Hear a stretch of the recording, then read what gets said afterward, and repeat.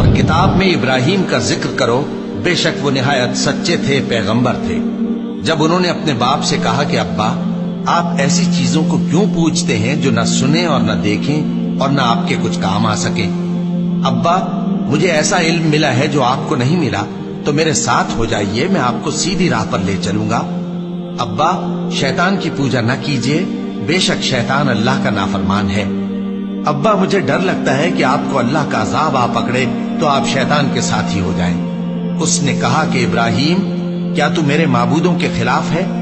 اگر تو باز نہ آئے گا تو میں تجھے سنسار کر دوں گا اور تو ہمیشہ کے لیے مجھ سے دور ہو جا۔ ابراہیم نے سلام علیکم کہا اور کہا کہ میں آپ کے لیے اپنے پروردگار سے بخشش مانگوں گا، بے شک وہ مجھ پر نہایت مہربان ہے، اور میں آپ لوگوں سے اور جن کو آپ اللہ کے سوا پکارا کرتے ہیں ان سے کنارہ کرتا ہوں اور اپنے پروردگار ہی کو پکاروں گا۔ امید ہے کہ میں اپنے پروردگار کو پکار کر محروم نہیں رہوں گا۔